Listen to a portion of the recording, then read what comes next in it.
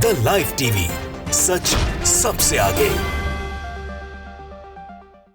नमस्कार, मैं हूं रंजीत झा और आप देख रहे हैं द लाइव टीवी। बड़ी खबर सामने आ रही है। प्रधानमंत्री नरेंद्र मोदी ने अचानक से अमित शाह को बुलाया है और आपात बैठक शुरू कर दी है। और यह इमरजेंसी बैठक क्यों बुलाई गई है और कौन कौन इसमें शामिल है, ये सब हम आपको इस खबर में बताने जा रहे हैं। सबसे पहले अपने स्क्रीन पर देखिए, यह खबर आई है कि भारी बवाल, पीएम मोदी की अमित शाह के साथ औचक बैठक। कहा गया है कि मणिपुर मुद्दे पर विपक्ष लगातार सदन में पीएम के बयान की मांग कर रहा है। इसके चलते राज्यसभा और लोकसभा दोनों की कार्यवाही थम सी गई है। इसके चलते प्रधानमंत्री नरेंद्र मोदी संसद भवन में बैठक कर रहे हैं। मीटिंग में उनके साथ केंद्रीय गृह मंत्री अमित शाह, बीजेपी अध्यक्ष जेपी नड्डा और संसदीय कार्य मंत्री प्रहलाद जोशी भी मौजूद हैं। इससे पहले प्रहलाद जोशी ने विपक्ष के नेताओं से बात भी की थी, लेकिन यहां मोदी सरकार की अकड़ खत्म होने का नाम नहीं ले रही है, लेकिन घबराहट तो खुलकर अब सामने दिखने भी लगी है। तभी तो राज्यसभा में आम आदमी पार्टी के सांसद संजय सिंह को सस्पेंड कर दिया गया इंटायर सेशन से। और ये सब कुछ सदन के भीतर इस वजह से हुआ क्योंकि संजय सिंह ने वहां सवाल पूछना शुरू किया मणिपुर को लेकर। मणिपुर पर प्रधानमंत्री मोदी सिर्फ 36 सेकंड बोल लेते हैं, लेकिन इसके अलावा उनकी कई और बड़ी जिम्मेदारियां हैं जिसका निर्वहन वो नहीं कर रहे हैं। इसके अलावा मणिपुर को लेकर जो बड़े खुलासे भाजपा के विधायक ने किए हैं, उन तमाम मुद्दों को लेकर विपक्ष मोदी सरकार को सदन में घेर रहा है और इसके चलते संजय सिंह को जो है सस्पेंड कर दिया गया है। जरा देखिए कि सदन में क्या हुआ था और कैसे जगदीप धनखड़ साहब ने उन्हें सस्पेंड कर दिया है।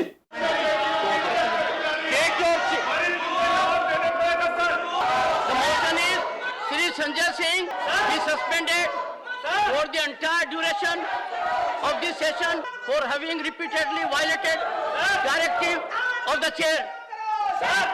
If the House approves it, Shri Sanjay Singh is suspended as member during the entire session of this House.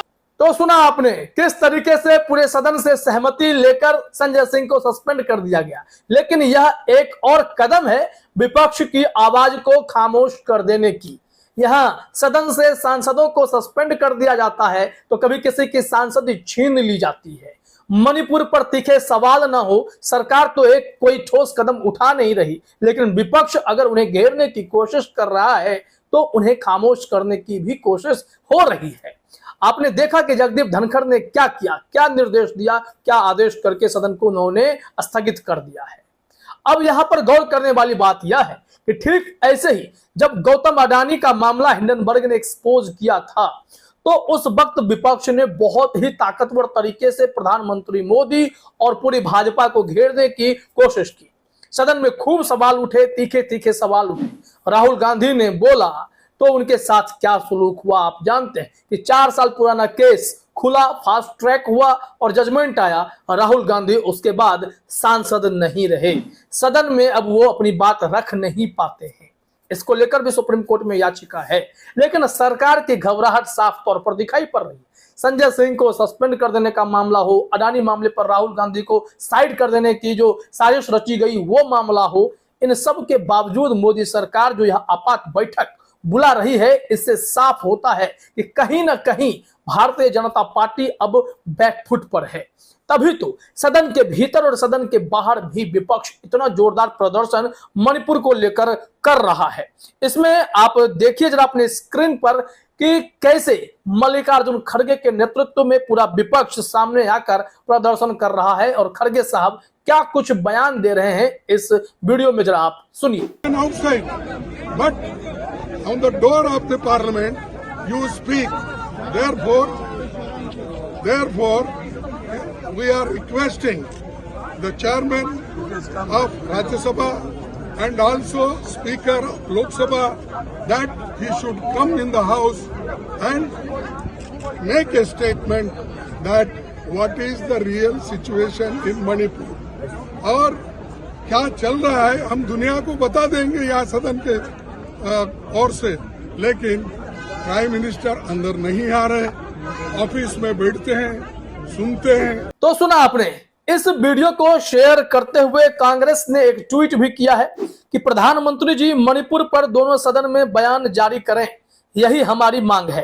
वे सदन में आकर मणिपुर की वास्तविक स्थिति के बारे में बताएं। प्रधानमंत्री जी 140 करोड़ लोगों के प्रतिनिधि हैं, आखिर क्यों वे सदन में आकर सच नहीं बताना चाहते? कांग्रेस अध्यक्ष व राज्यसभा में नेता प्रतिपक्ष श्री खड़गे, इन्होंने इतनी बड़ी बातें मीडिया के सामने भी कही है, सदन के भीतर भी कह रहे हैं। बावजूद इसके मोदी सरकार सस्पेंड करने का काम ज्यादा कर रही है, लेकिन मणिपुर में कैसे हिंसा थम जाए इसको लेकर कोई कार्रवाई क्यों नहीं है? क्यों नहीं मणिपुर के मुख्यमंत्री को अब तक वहां बर्खास्त कर दिया गया? क्यों नहीं उन्हें हटा दिया गया है? ये मोदी सरकार कब फैसला लेगी? उनके ही पार्टी की सरकार है, यह फैसले लेने का अधिकार पूरे बीजेपी के पास है कि वो सीएम बदल दे या वह राष्ट्रपति शासन लगा दिया जाए अगर भारतीय जनता पार्टी से मणिपुर संभल नहीं पा रहा है तो। क्योंकि बीजेपी के एक विधायक ने ही न्यूज लॉन्ड्री को दिए इंटरव्यू में खुलासा भी किया और इसको लेकर कई जगह खबरें भी चली कि यह भाजपा सरकार ही इस हिंसा के पीछे संलिप्तता दिखा रही है।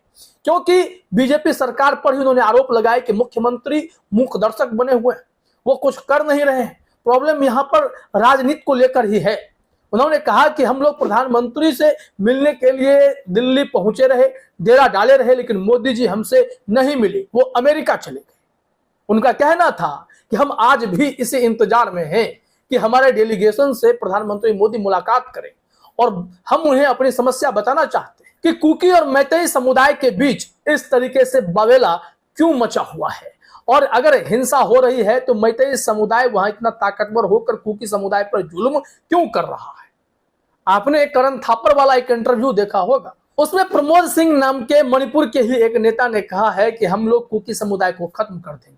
तो क्या यह सब सरकार की मिलीजुली साजिश है? तमाम ऐसे गंभीर आरोप लगने लगे हैं और इसी को लेकर तो प्रधानमंत्री मोदी से एक ठोस स्पष्टीकरण और कार्रवाई को लेकर मांग की जा रही है कि आप सदन में आकर बोलिए, मणिपुर आप क्यों नहीं जा रहे हैं? यह भी सवाल लगातार उठाए जा रहे हैं, क्योंकि यह सवाल तो उठना ही चाहिए। दरअसल प्रधानमंत्री नरेंद्र मोदी विदेशी यात्रा पर खूब निकल जाते हैं। रूस चले जाएंगे, अमेरिका चले जाएंगे, जापान चले जाएंगे, ऑस्ट्रेलिया चले जाएंगे और हर जगह वहां महिमा मंडन भी खूब होता है। इवेंट मैनेजमेंट का आपको एक सफल दृश्य देखने को वहां मिल जाएगा। लेकिन जैसे ही वो भारत आते हैं तो भारत में आने के बाद मणिपुर हिंसा को लेकर उनकी चिंता बिल्कुल भी नहीं होती। वो ऐसा इसलिए है कि शायद उन्हें लगता है कि मणिपुर भारत का अंग है ही नहीं क्या।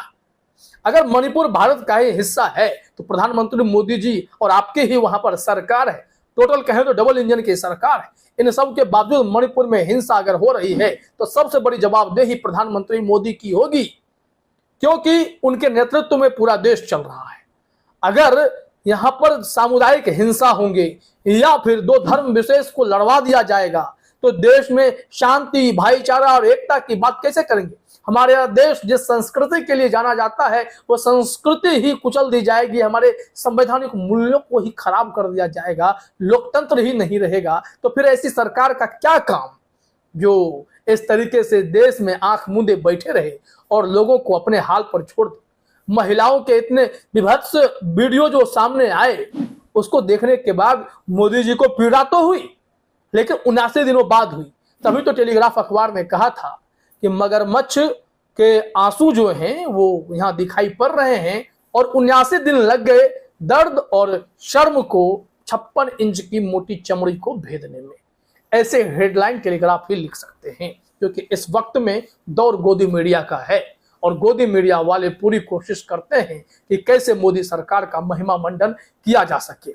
लेकिन इस वक्त मोदी सरकार बैकफुट पर नजर आ रही है और सदन में क्या हो आगे, कैसे रणनीति बने, इसको लेकर महाबैठक, आपात बैठक शुरू कर दी गई है। तो इंतजार कीजिए इस बैठक के बाद क्या प्रधानमंत्री मोदी मणिपुर के मामले पर कोई बात कहेंगे या मणिपुर जाने की कोई प्लानिंग होगी। लाव लश्कर क्या मणिपुर जाकर लोगों को शांत करने की कोशिश करेगा?